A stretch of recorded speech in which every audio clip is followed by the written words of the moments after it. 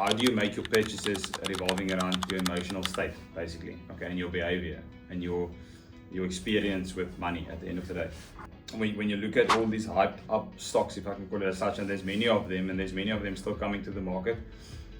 And you mentioned the Oma. I watched a webinar the other day where the guy said, for instance, if your Oma tells you about the stock, then it's probably too late to invest in it, because remember that creates hype. So it's almost like you've got FOMO, it's a fear of missing out to invest in an investment that might perform, that might be the next get quick rich scheme. Yeah.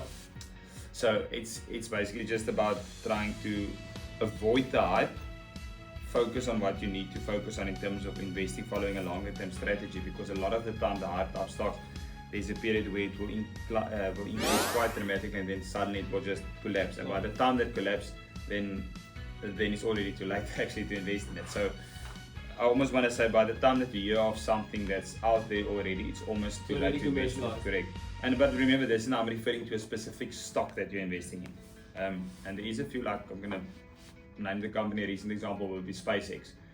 No doubt that company will perform great over time, but in the short term there's going to be a lot of volatility, and in terms of, when I say volatility, that's a volatility, because up down, but as long as it goes up. Correct. It's about the timing of the market, eh? Yeah, there's that saying that goes, it's not about, there is a saying about, it's not about the timing of the market, it's not about timing the market, it's the time in the market. Yeah.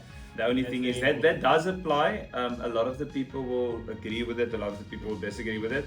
There is some form of truth in that. It's about the time in the market, because at the end of the day, and we can speak about compounding growth and all of that in a second, because that's all that's about at the end of the day. It's compounding your growth over time, and that only happens over time. Compounding can't happen in a month or two time. It happens over time.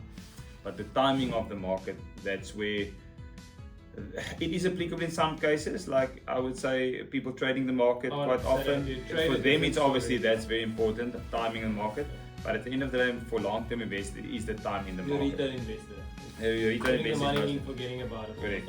Say. So that brings me to my next point of the risk.